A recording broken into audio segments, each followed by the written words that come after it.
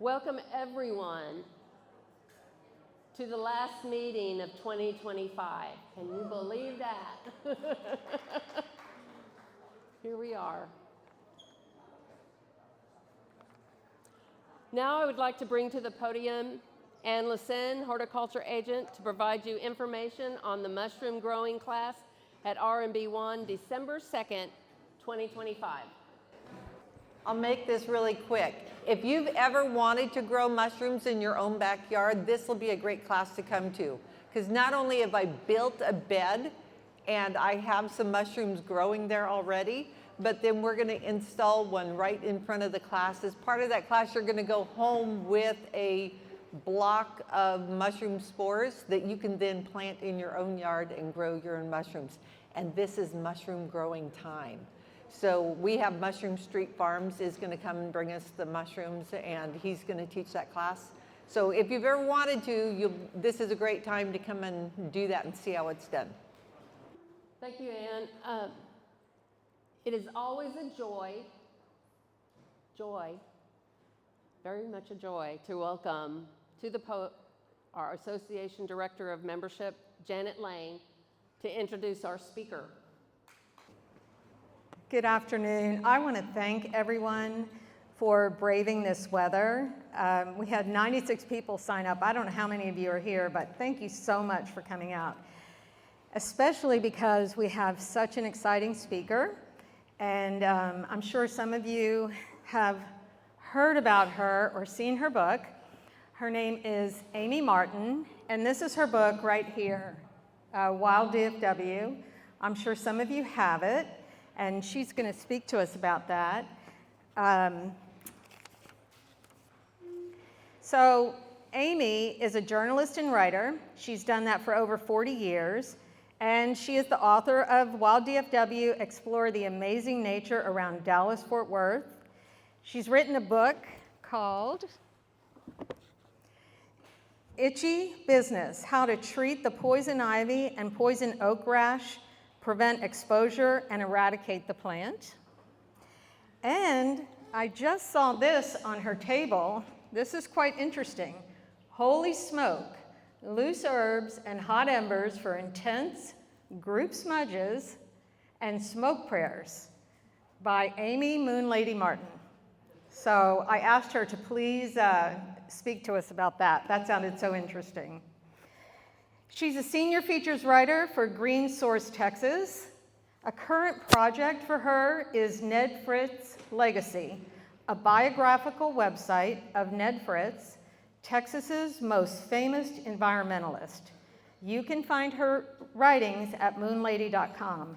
Now, Amy has some of her books at the back, and you can purchase them. She will also stay after the meeting and sign those for you, and she takes all forms of payment.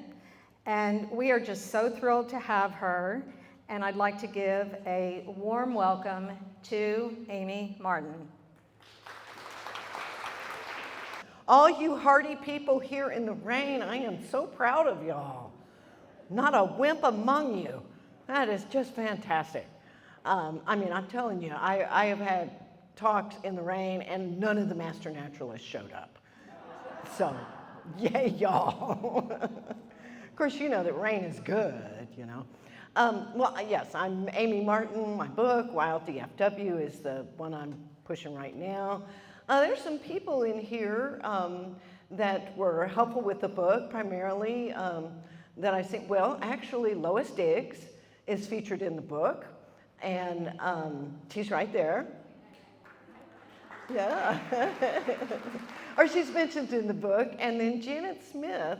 Some of her gardens were extolled as being exceptional. I think we used a picture of the Bathhouse Cultural Center garden, and she answered questions for me.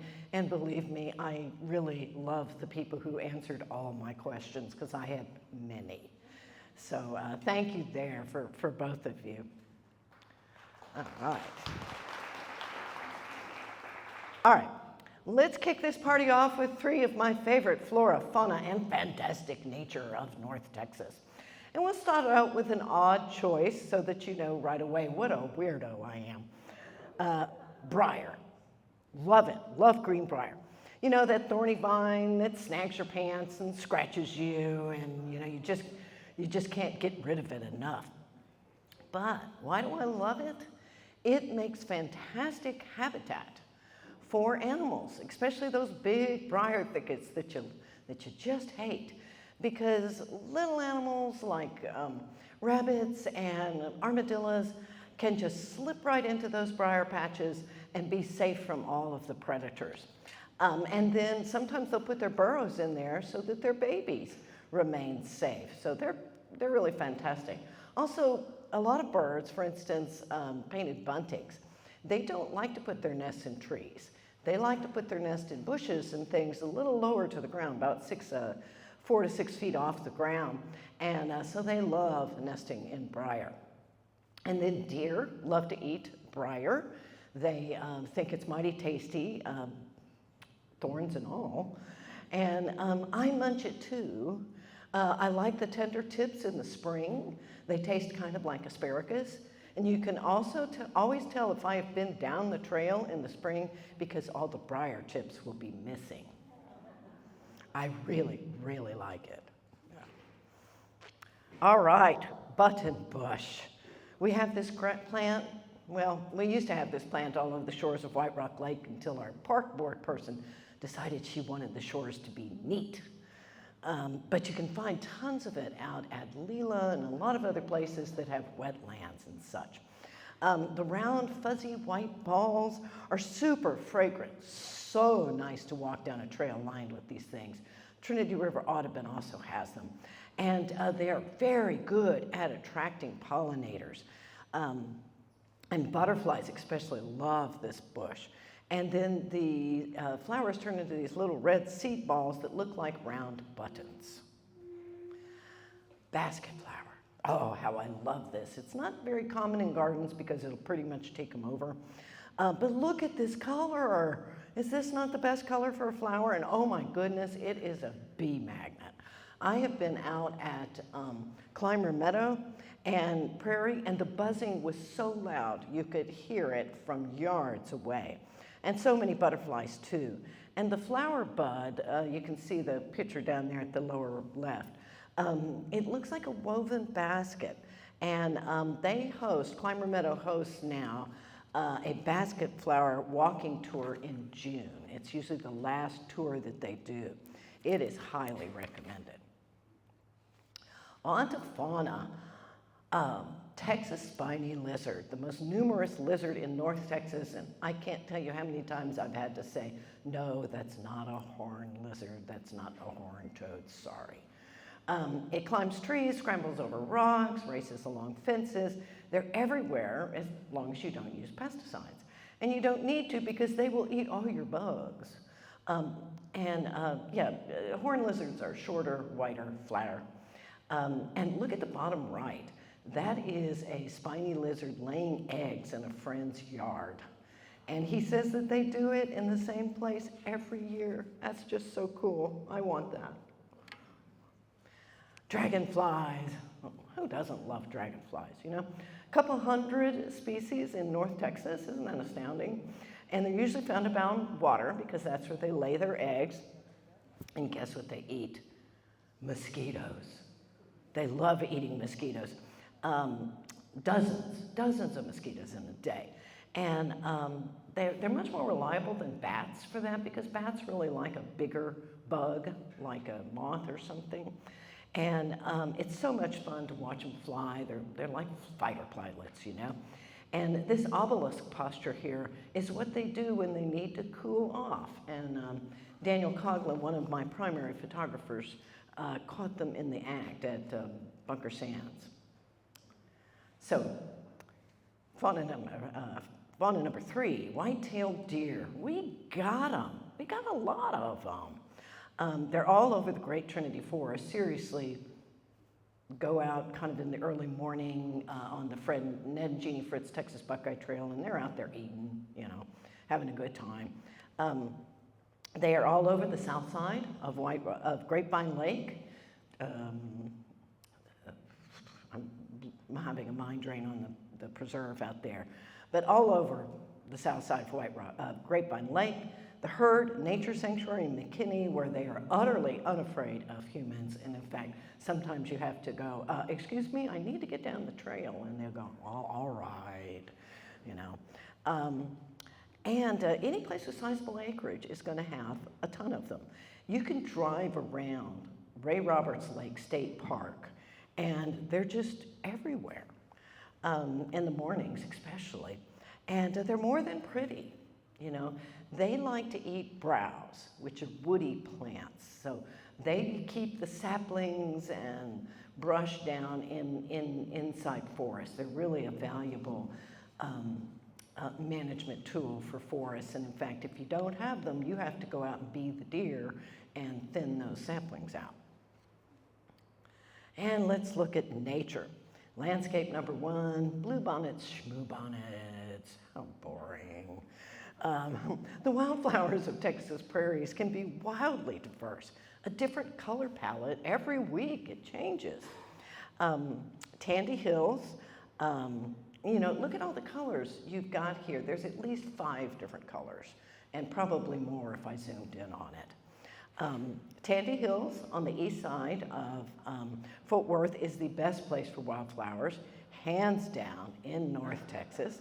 But Spring Creek Forest Preserve, the one with the dirt paths, they have a fantastic little prairie that's right in the middle of things and very nice. Sid Richardson Prairie on the east side of Benbrook Lake outside of Fort Worth is also great. And they're all prairie remnants, and there is 1%, maybe less, of the Blackland Prairie left. We chewed it up for agriculture and development. It is the most endangered ecosystem in the nation. So treasure those remnants where you've got them, including White Rock Lake, but the blooms there aren't all that good. Elm Fork of the Trinity River at Leela. This is my happy place. I take a blanket, I go to the end of the Redbud Trail, and I just sit and stare at this spot here, and I watch the shorebirds hanging out, the water birds. I just soak in the serenity. Not a sign of civilization anywhere, very, very quiet. And it only takes 5 minutes to hike to this location there. Or I drive to the spillway at Leela, which is a great place to watch water birds and bald eagles, and it's a melee sometimes. I just get out of my car and take the little trail. You kind of have to go around, and I just sit under this particular tree and put my feet in the water and remember what it was like to be a kid. I tell you, a river will heal you. I am a great fan of the Great Trinity Forest. I spend a lot of time running restoration teams there. But please don't let it know, but oh my God, the forest at Clear Creek Natural Heritage Center. Wow, this is a marvelous forest. It's in such good shape. The privet hasn't yet taken it over. Cathedral groves of immense trees, lush understory of inland sea oats and Virginia wild rye and coralberry, elephant's foot, which is very uncommon in forests these days, and wild lettuce, which is very common. And these are plants that are, you know, medicinal and wise, marvelous. I still dream of this place, and I am trying to get up there sometime this fall and get myself a hike. It changed my life, and I'll tell you in a few minutes why that is. So, North Texas nature is amazing. And I'm trying to reach the relocated industries that have relocated here to Dallas County and all the counties and let them know that there's wonderful nature. They just need to know where to find it. As Wild DFW states, North Texas isn't widely known for its nature, and this book aims to change that. Our nature is not over there, you know, in some remote wilderness. It's here. It's hidden along creeks and rivers and it's tucked away on the fringes of reservoirs, on rocky hilltops and floodplains, wherever development was unfeasible. Continuing from the book, abandon the idea that prime outdoors means majestic mountains, deep canyons, and ocean views, although I love that stuff. North Texas nature fosters a profound intimacy that is best experienced close up, with unfolding layers that invite lingering exploration. Nature here is not a distant vista that you admire. It's something that you immerse yourself into and become a part of, while it becomes a part of you. And that whole thing has become Sam Kieschnick's motto. Our forest boasts astounding oak trees. Shumard and massive bur oaks dominate the blackland areas, especially along creeks and rivers. In the Sandy Cross Timbers area, Arlington, Denton, and so forth, blackjacks and post oaks dominate. Boat arcs, also called horseapple trees, hold down the waterways. Elms, ashes, box elders, and more. We have a lot of hardwoods. Go to the forest with a blanket and chair and just spend time with the trees. It'll heal you, and there's actually a science to that. Where the forests are healthy, where they aren't overrun by privet, death to privet. Sorry. It's an invasive shrub from China, and 25 million acres across the South are infested with privet, so it's a challenge. It devastates the diversity. It causes all kinds of problems with erosion.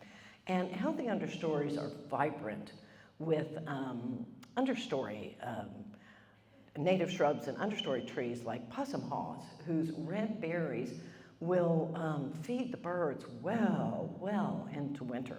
And the more freezes a red berry gets, the sweeter it tastes, by the way. And there's rough-leaf dogwoods, whose white berries in the fall are eaten by over 50 species of birds. And that is something of a record. That is probably the best wildlife plant that we have out there. And plus we have Chickasaw and Mexican plums. It's a real bonanza for birds, but also for foxes. Foxes love fruit. Isn't that cool? So early springs brings the tiny wildflowers like these, so eagerly awaited by bees that are just like so hungry after winter. And in the forest arise the trout lilies, often the first to blooms. And then you have the tiny, I call them Lilliputian wildflowers. And, you got to get out of the car and get on the trail to be able to see these tiny little guys. And trout lilies are so funny because that's when all of the gardeners and the naturalists come out after winter, and, it's a party. As the spring goes on, wildflowers get bigger and bolder. Like there's this gorgeous plant called pentstemon copea, and it's from which the garden plant was developed. And it really steals the show. The blooms are just so big. And there's cool season grasses like Virginia wild rye and inland sea oats that you start to see in the early springs after their long sleep over the winter. And by summer, though, wildflowers have to grow taller and get bigger and bolder.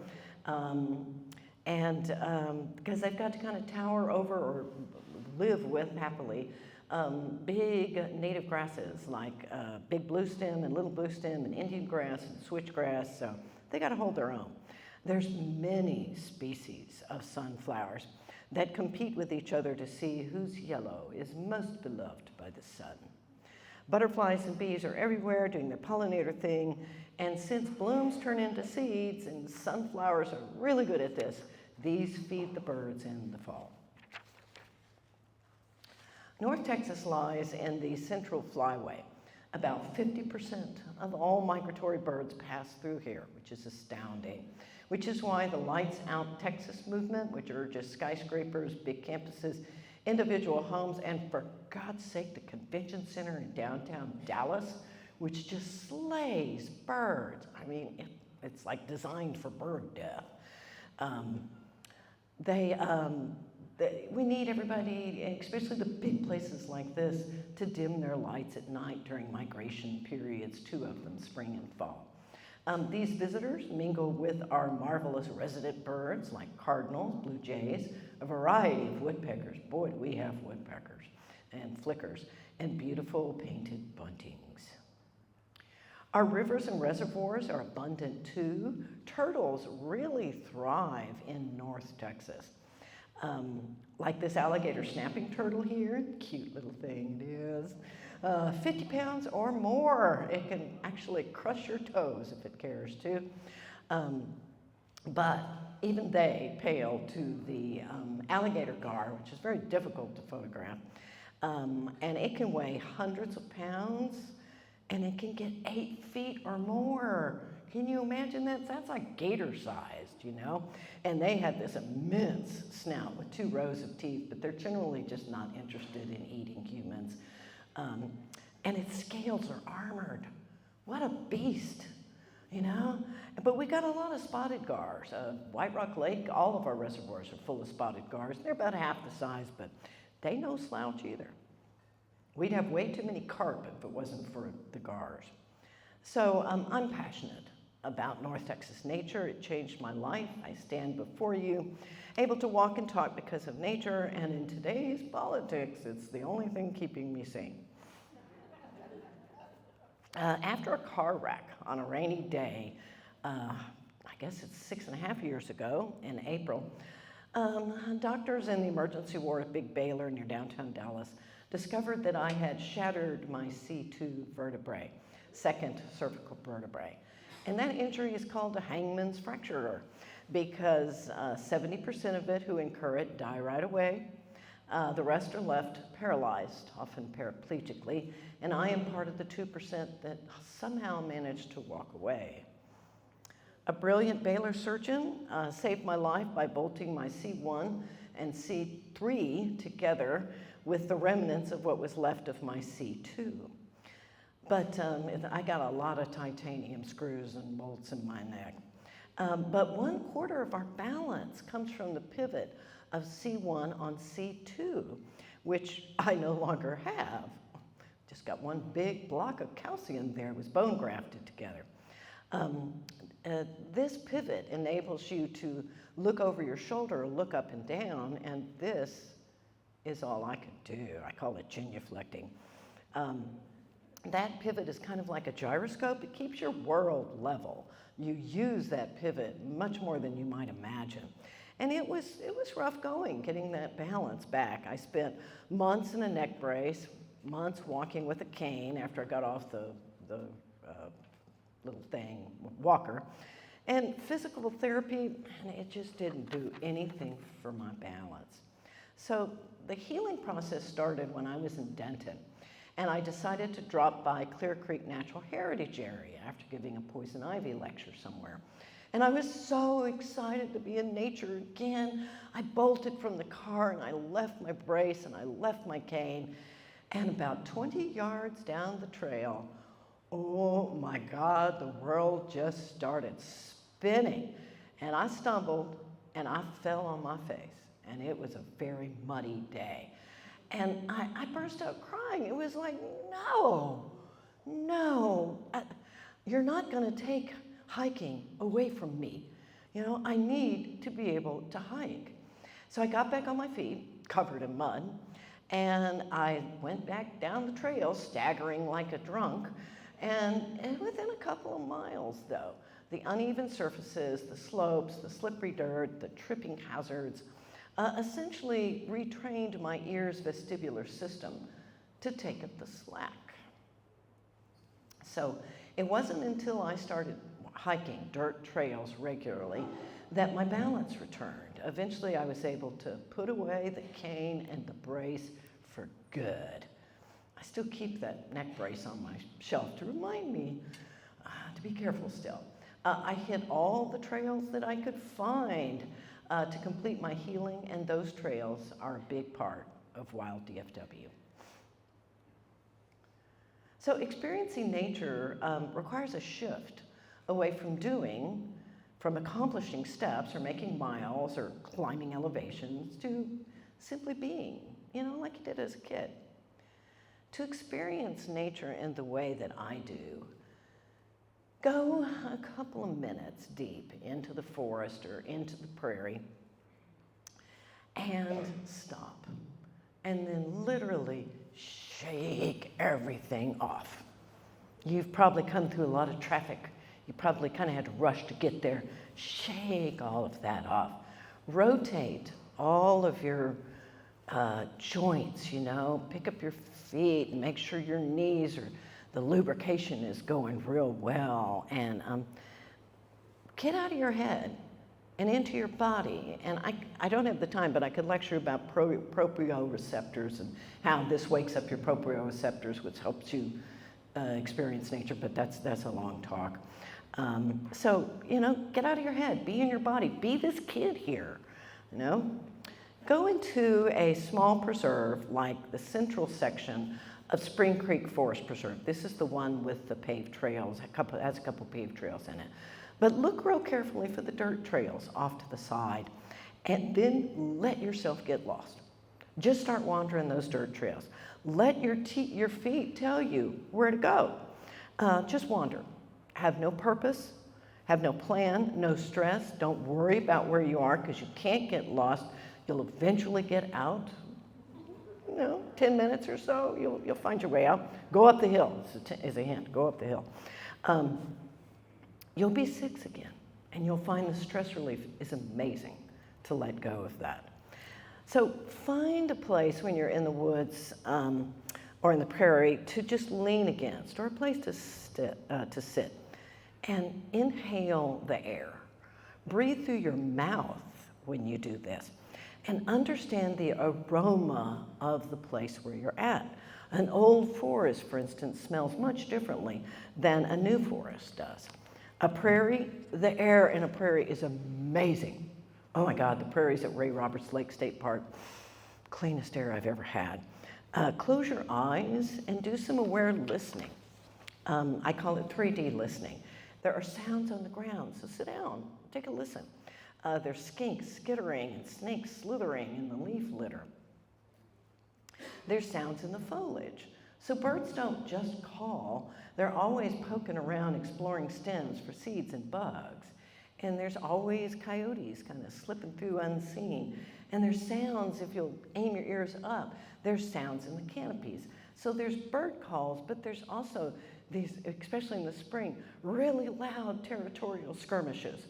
And those are very interesting calls because those birds are mighty excited and fun to watch. And then there's cicadas buzzing and frogs piping, and animals are much more active in the crepuscular hours, and this is basically dawn and dusk, and it can be downright noisy then, especially the mammals are out and about, and mammals, we're loud, you know. And then open your eyes and look in layers. See not a wash of green, and I think y'all don't have this plant blindness like other people do. Look at the layers of foliage and how they unfold as you start looking. You notice how different all the plants are. The shape of the leaves and how they emerge from the stem. You know, no two plants have the same growth pattern. Notice how the leaves kind of shimmer in these micro breezes that are all throughout the forest. And they respond to the sunlight that's just kind of slipping through, you know, the boughs or the blades of grass, and see the world in wonder like Rich Jane here. The prairie just transports him. But, you know, few of these wild places that I've been talked about and the critters that they support would be possible without hours of effort by volunteers like Texas Master Naturalists, Native Prairies Association of Texas, Native Plant Society, groups like the Texas Conservation Alliance and Sierra Club, and you guys, you know? There are groups devoted to specific places. Just about every big park is going to have a friends group. So, and they are devoted to these places, like my teams at Piedmont Ridge, the Texas Buckeye Trail, and just in my own neighborhood, I've taken over the Dixon Branch Greenbelt. And now we have some really nice trails, and oh my God, some of the privet we have laid waste to. It has been fun, totally fun. So, Wild DFW is basically an extended love letter to these people. They appear in almost every chapter, doing their thing, sharing their wisdom. These are people who plant trees they'll never sit under the shade of, and y'all do this too. Their altruism floors me. You know, if you struggle with cynicism and sometimes lose hope, hang out with these folks. I think that's why y'all hang out with each other, you know, because you're in it for the long run. You are giving to the world and you're not really expecting to get some kind of reward in return. A work day in the woods, though, is better than therapy, I'm telling you. It's a workout that makes you feel good, creates something significant, leaves a legacy, and it's free. And if you're not able to physically do that, send us your high school and college grandsons and sons and send them my way, and I will put them to work, especially if they need service hours, and they'll learn so much, and they really, really love destroying privet. Let's see, I think I forgot. Okay, no, we are here. And always remember that nature is as above as so below, and you can feel it wherever you are. Tap into the natural rhythms of the moon. They can be felt anywhere, even high rises. Feel the waxing and the waning of the moon, the cycles that remind us that this too shall pass, the troubles and the triumphs. The moon will humble you and it will heal you. Catch the sunset some evening, and when you do, remember that we live in a universe of celestial dervishes, circles inside a giant spiral in the sky. We call the Milky Way our galaxy. And as you do, consider that the sun is a star, and it's a star in an infinite universe of infinite stars. It is our star. We're the third planet from its edge. And a connection to the cosmos really puts everything in perspective. So you don't have to hike, though, to enjoy critters and enjoy nature. You can bring it home to your own yard or even patio.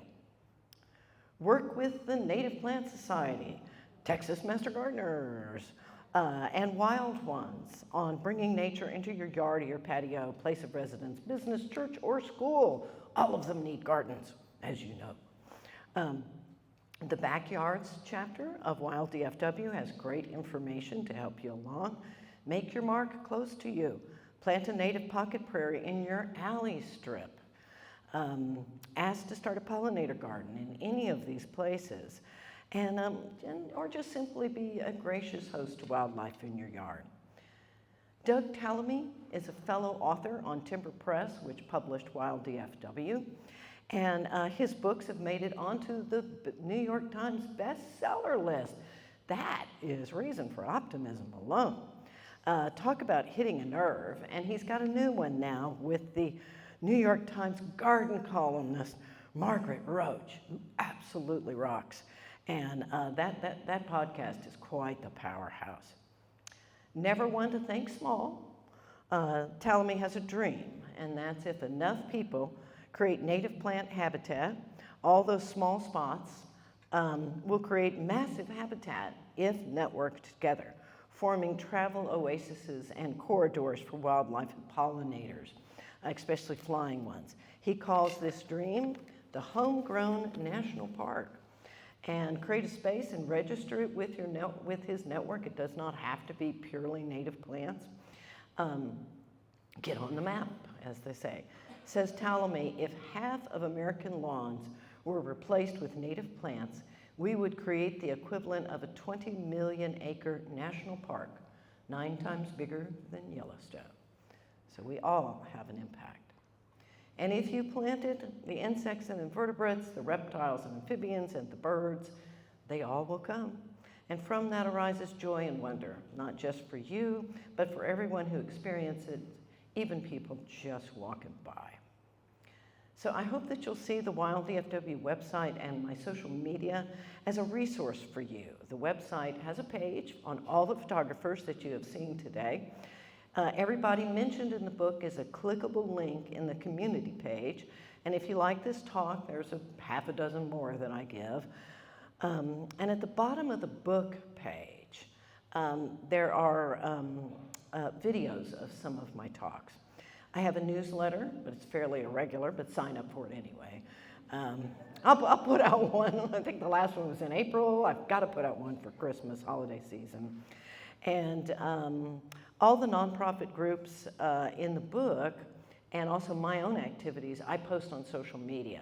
So if you go to Wild DFW at Instagram or at Facebook, you will really get this portrait of a community out there to see what all these groups are doing and the things that they've accomplished. It really will make you feel better about the world. So I hope I've enthused you about North Texas nature. Being in nature enables us to find the core of who we are. What a gift. But we are in a desperate race to save what is left in North Texas. Thousands of people move here every week. Every week. Oh my God. The development pressure is intense. But, you know, nature and its creator will exist long after we have managed to engineer our exit off the planet. A green heron like this here, it was crafted by nature, hundreds of thousands of years of evolution, into absolute perfection at what it does. It lives in harmony with the environment, takes only what it needs, leaves no trash, no damage, and makes a lot of noise. It will survive. I hope we do too. Being in nature helps us find our true selves, the ones that we were born as. When we are with others in nature, away from the distraction of society, particularly young kids and teenagers, we bond in authenticity.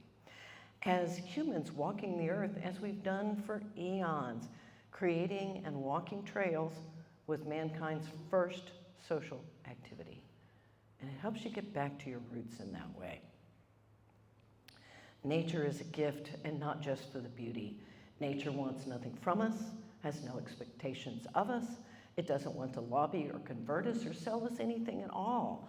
The current hot topics in news and culture mean nothing to nature. It has no clock or calendar.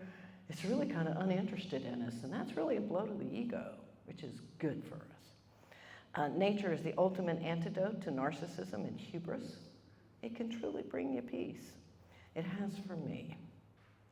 So thank you for inviting me here this morning. I hope to meet many of you again. Some of my favorite people are out there. And happy to answer questions. Do we do that with these speakers? And do questions? And purchase a book if you like. If you brought your book, I can also sign it. Alrighty, thank you.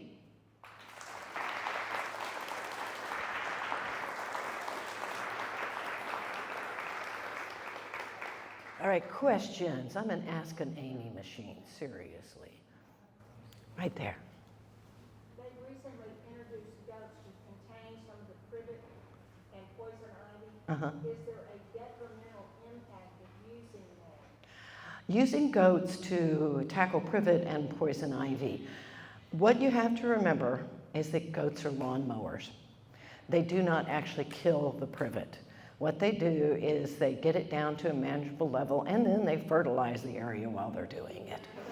And this is, some people are just horrified to hear me say this, but this is the policy of the National Association of Invasive Species Management. You have to treat the cut trunks with an herbicide. I'm sorry, I hate using it too.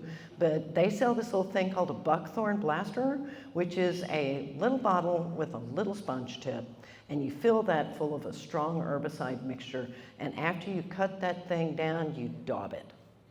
And as long as you do it when it's dry, you don't want to do it when the soil is wet, you don't want to do it if there's any chance of rain, but as long as you do it when the soil is dry, it generally stays contained in the roots. The problem with privet and poison ivy is that they are, is this a word, rhizomatic plants? They send out a lot of underground stems. So if you cut one down, it's just going to pop up from another place, unless you use something horrible like glyphosate, which is engineered to reach those roots. And I will lecture people until the end of time about this, is that and someone mentioned it on a walk recently and said, oh, so if you cut down the privet and you don't treat it, it's just a feel-good exercise. It's like, well, yeah, because when you cut down a privet, poison ivy a little less so, but when you cut down a privet or an alma or honeysuckle, it will put up 5 times the amount of trunks that it was originally. And then you cut it down again, 10 trunks, again, 15 trunks. So you're making life hard for everybody who comes after you trying to keep that trail clear. And I know it's horrible, I know. But to me, the use of targeted surgical herbicide on privet and other invasives done properly brings more benefit than any harm it may cause. And don't shoot me, please. Okay, next question.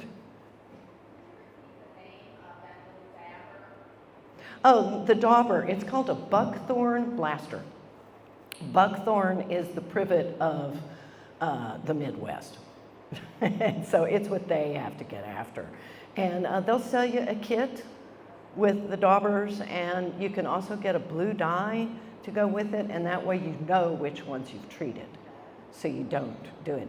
And I'm learning this odd thing, and that is that the bigger the trunk, the more effective it is.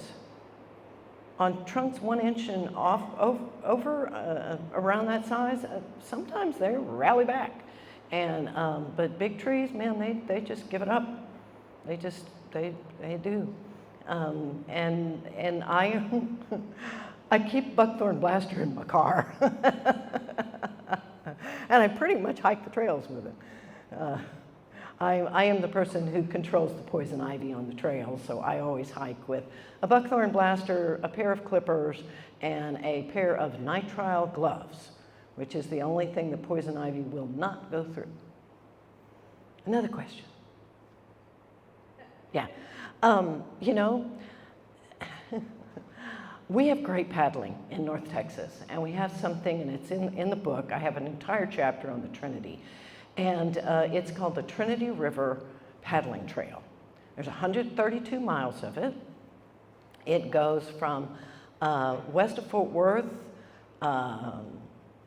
Louisville. It takes the West Fork and comes on in.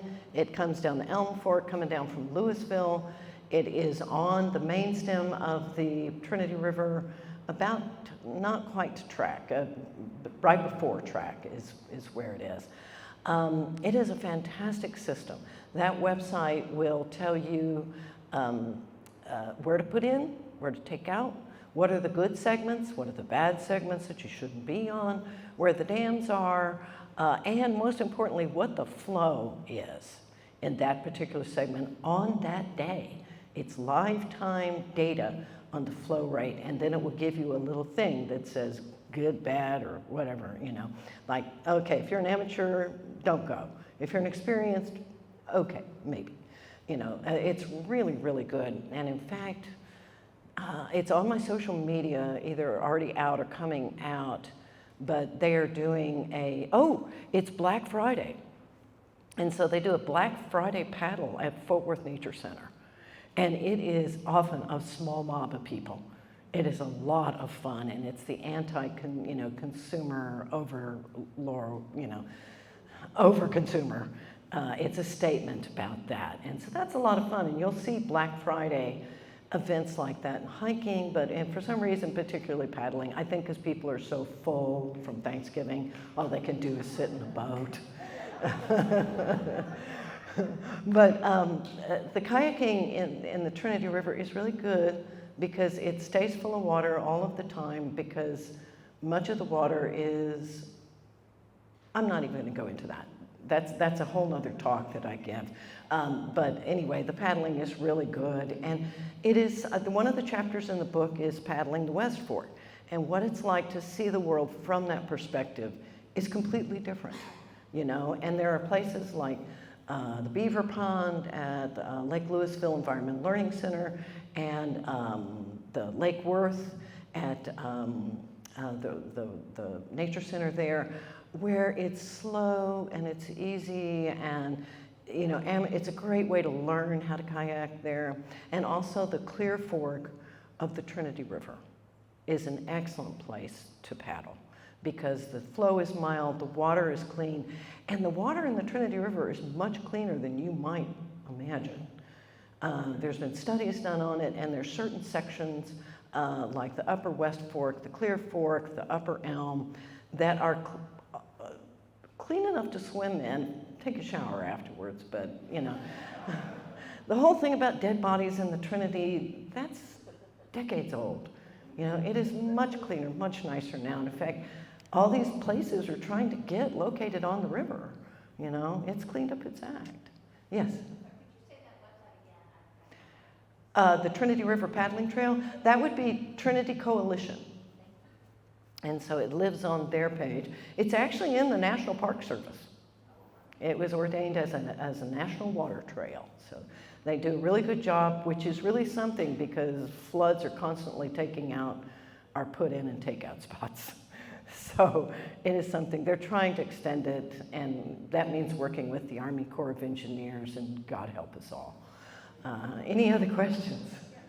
Right there. And I'll get over it. You get out by KR Bluestem?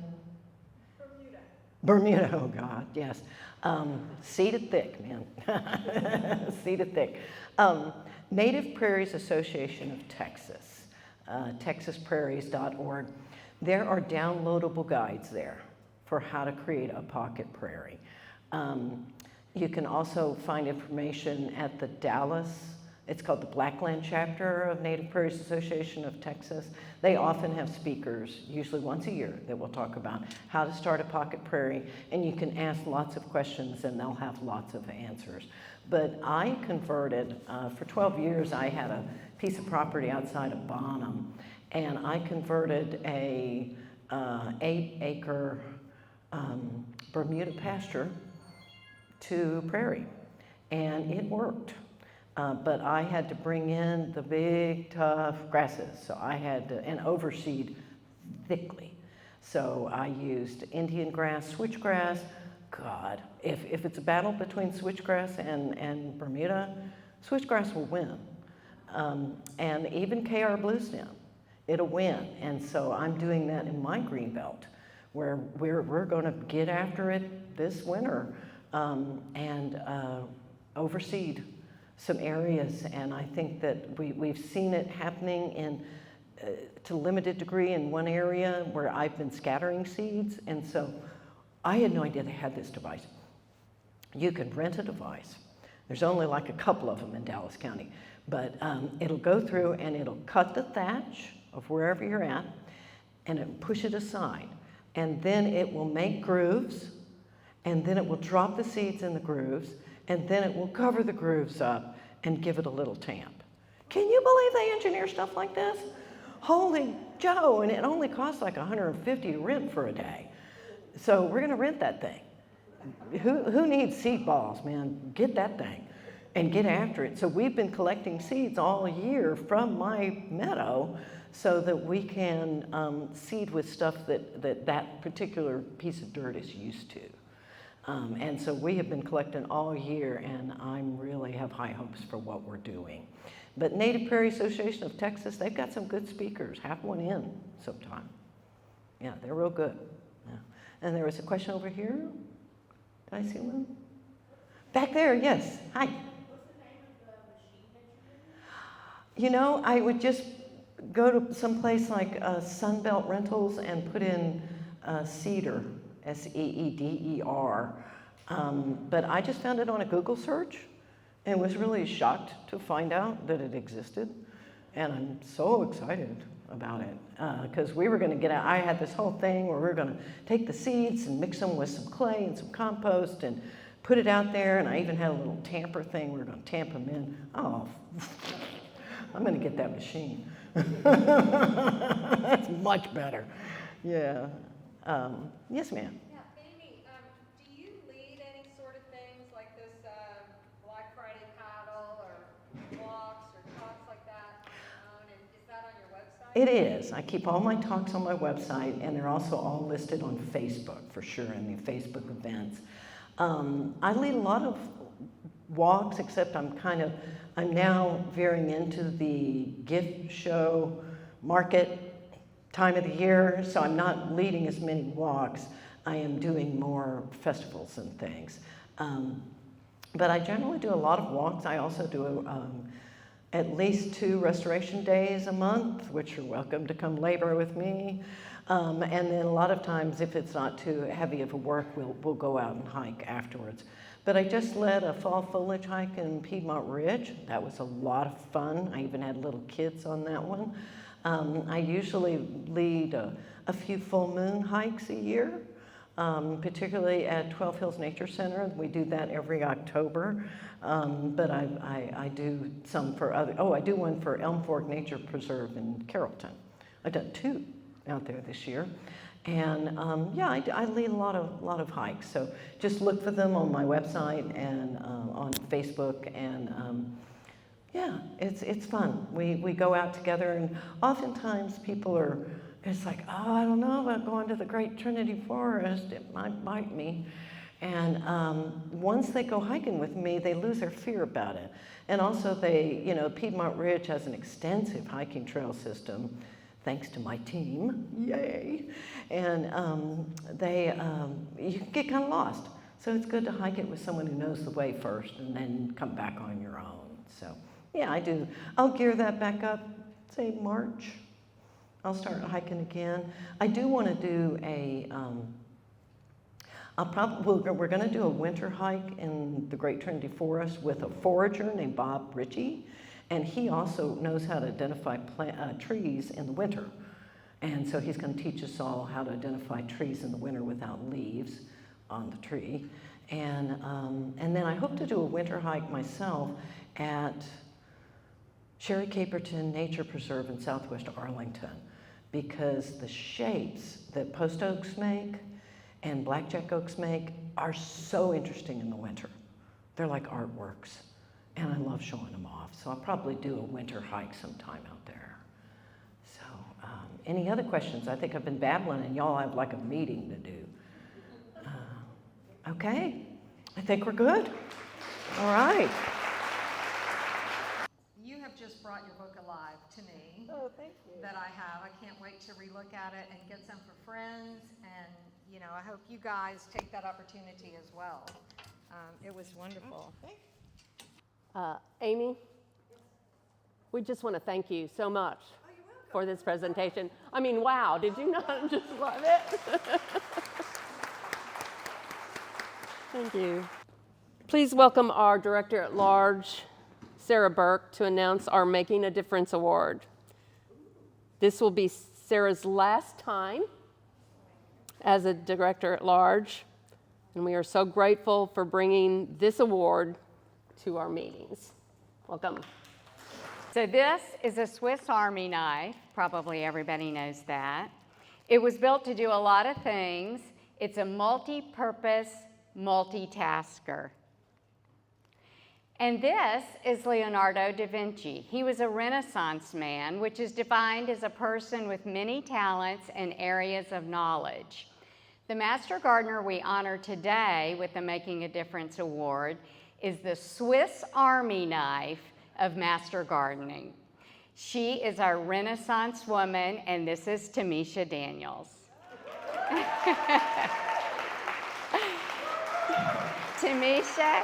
Tamisha's here. I'm going to talk about you way more, so just... Tamisha's here in the middle, obviously, with the class captains from her class, Jamaica and Anne-Marie. Tamisha is described as a rock star. She's the ultimate multitasker. When the members of the class of 2024 first met Tamisha, their immediate impression was that she was someone who knew how to make things happen. She was never afraid to take on something new. She is a clear, enthusiastic communicator, and everyone who knows Tamisha describes her as passionate. That's their biggest word. She thrives on learning everything she can about subjects that interest her, and then strives to use that knowledge and share her knowledge. Tamisha has a very impressive number of volunteer hours, but she has a shocking number of continuing education hours. Though she was just certified last year, Tamisha ranks 3rd in all Master Gardeners in cumulative continuing education hours. She could certify twice this year with just her continuing education hours. She's active at the Help Desk Live at North Haven Gardens and is on the 2026 Garden Tour team. She's worked at demo gardens, school gardens, in addition to completing advanced training in earth-kind gardening. Her enthusiasm for flowering plants encourages others to be more adventurous in their gardening. Most recently, now you don't have to read this. Most recently, Tamisha went from the garden to the spreadsheet. She worked her accounting wizardry with the Dallas County Masters Garden Association budget, and with very little advanced warning and no hesitation, she collected budget requests from every single line item administrative project and then every other project. She compiled the 2026 budget and then skillfully walked the board through the budget prior to approval. Not a particularly fun job, not a high-profile job, but absolutely mandatory for the functioning of our organization. And I'm not showing you this with any intention of reading it, but I just wanted you to see how incredibly complex and complicated this budgeting process is. In addition to her Master Gardener activities, Tamisha mentors 2 Master Gardener interns. She shares produce from her own backyard garden with her neighbors, and she keeps a neighborhood compost. She helps fellow Master Gardeners at their community gardens. Tamisha, you are making a difference by avidly gathering knowledge and then sharing your talents in so many areas of this organization and in the community. Thank you. No. Made my year, I have to tell you. Tamisha.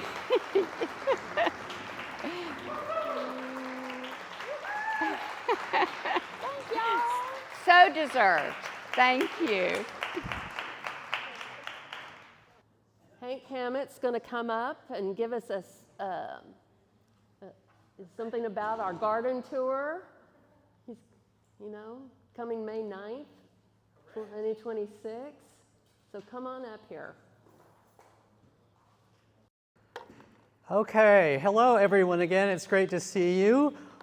Yes, I am indeed Hank Hammett. I am a member of the Master Gardener class of 2024, and I'm telling you, nobody deserves this award more than Tamisha Daniels. When they say she is a rock star, that is not an exaggeration. That is like not even close to the truth. So congratulations, Tamisha, well deserved. So I'm here once again to just ask you to start thinking about how you can actively participate in what is the biggest opportunity we have to raise a lot of money for our associations, monies that fund our many terrific and important projects. I'm asking you to see how you can be a vital part of the primary fundraiser of the entire year, the 2026 Garden Tour. The tour generates a whole lot of awareness for the DCMGA in our community, and it offers many educational opportunities for lots of people to learn about healthy, positive, and sustainable garden practices. It is also a terrific way to meet and get to know other Master Gardeners and to work toward your volunteer hours for the year. Education, motivation, encouragement, friendship, bonding, volunteer hours, all good things. The upcoming tour is scheduled, as you know, for Saturday, May the 9th, 2026, from 10 in the morning until 4 in the afternoon. And it will feature 5 private gardens and 2 public gardens.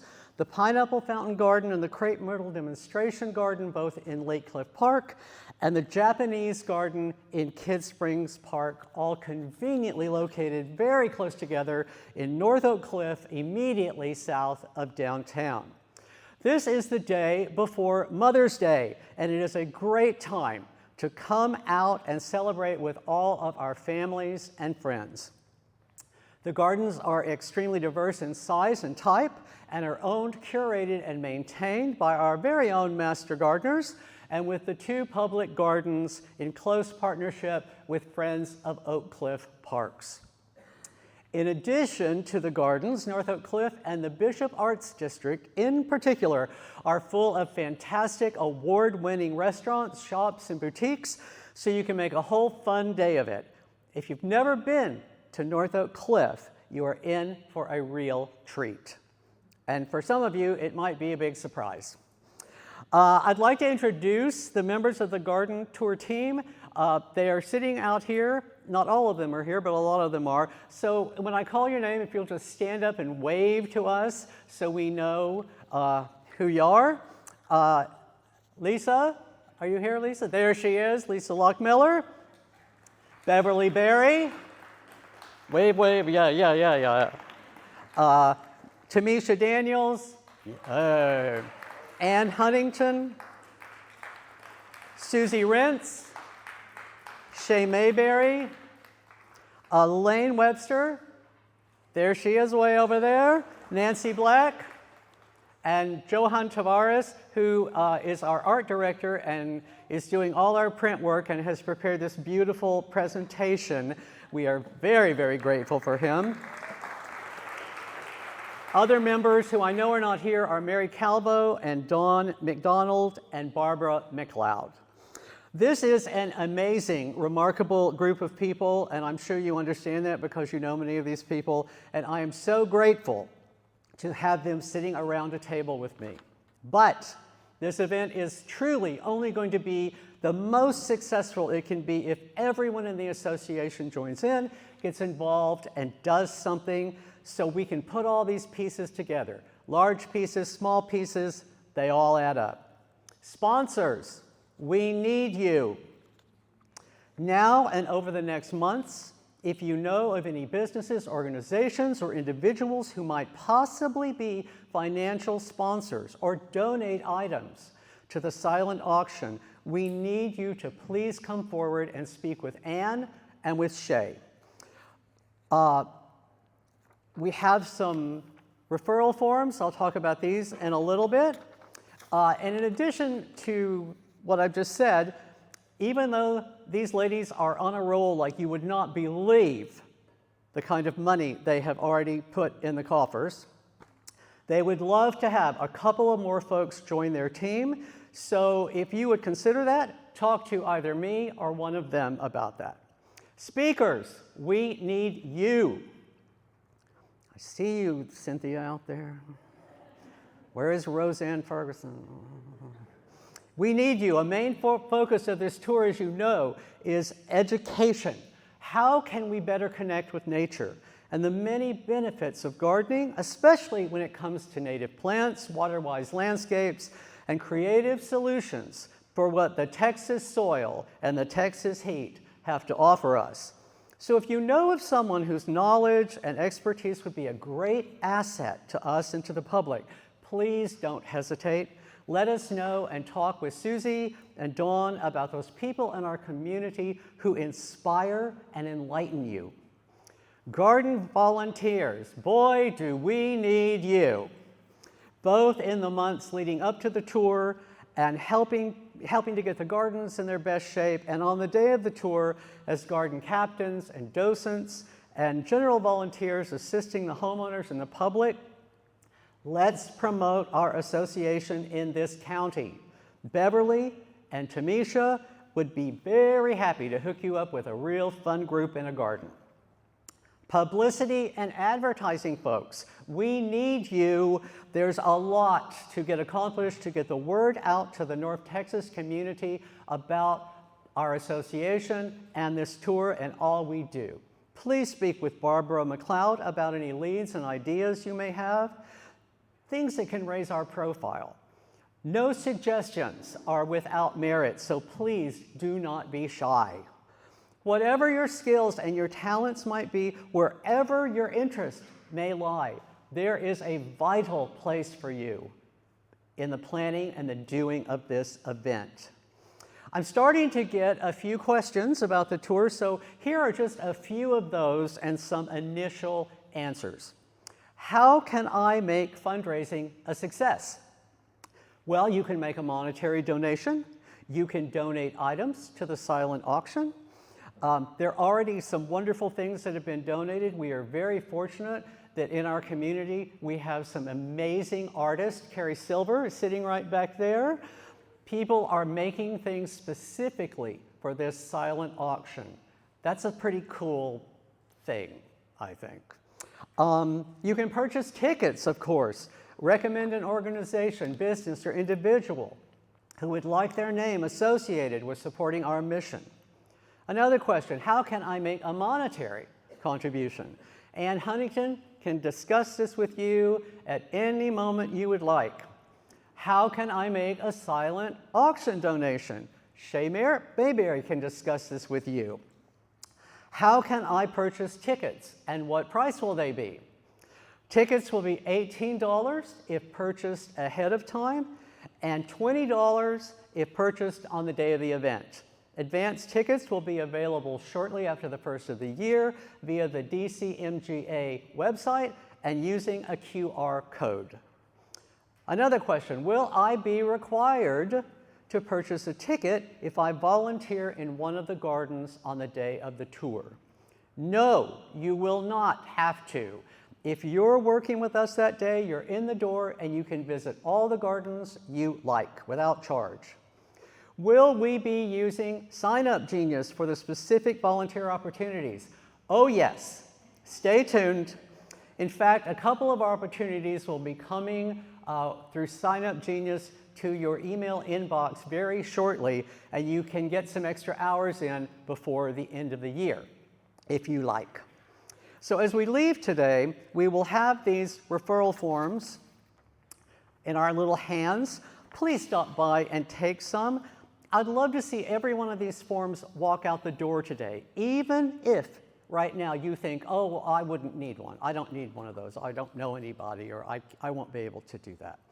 And then over the holidays, I'd like you to think about how you can use your connections and your relationships with people in the community, reach out to them, give them the opportunity to join us.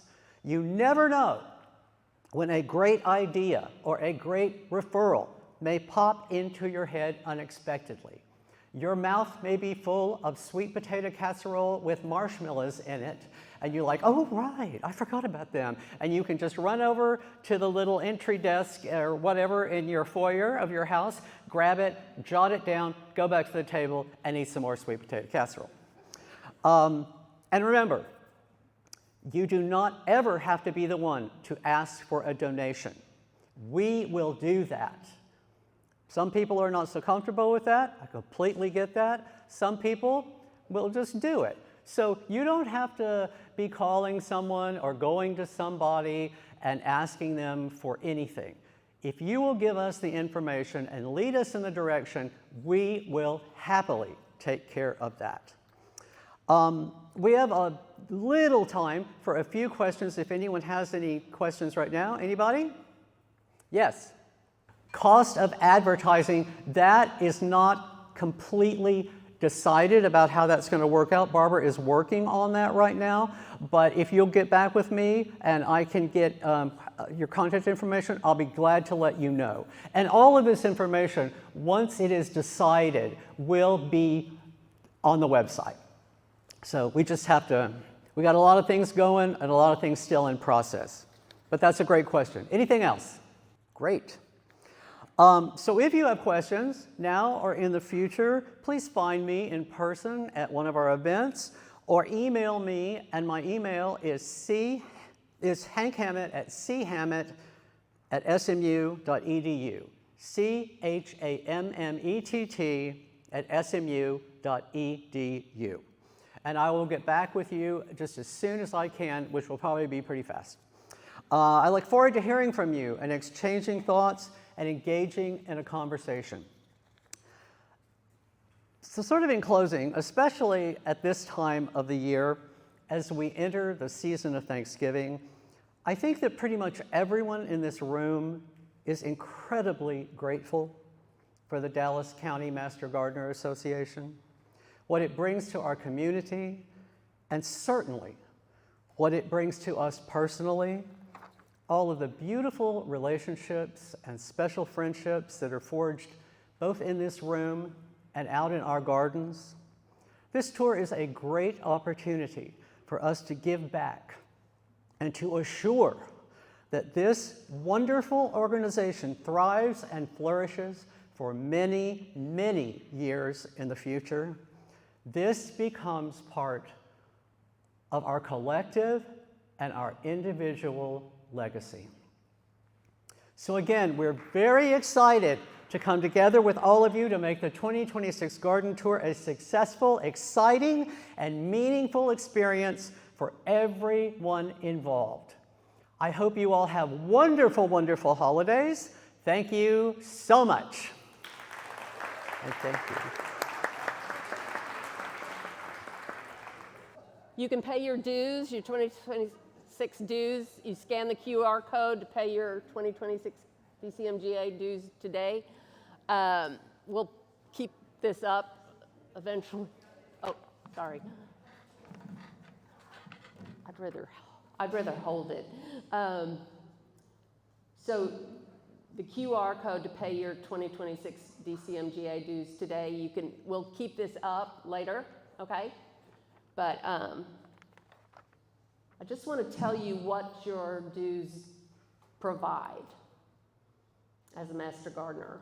Insurance coverage at DCMGA gardens and events. So if you have an accident, there's insurance.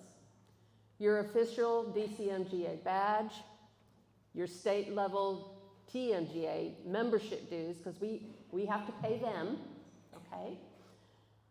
Recognition awards and scholarships, member voting at an annual meeting, eligibility to serve on a committee, DCMGA projects in horticulture, and outreach programs, and so much more. And you only have to pay $30. So, thank you very much to AgriLife and Dallas County AgriLife for hosting the DCMGA today. We appreciate all that you do. I want to thank Lorraine for placing the document online for easier access to the JOT form to renew the membership dues. I have probably 100 of them on my emails from y'all. That's great. And thanks also to Neil Howard to developing the JOT form. So, next meeting. You don't have one in December, aren't you glad? January 22nd, 2026, right here in this place, and hope to see you.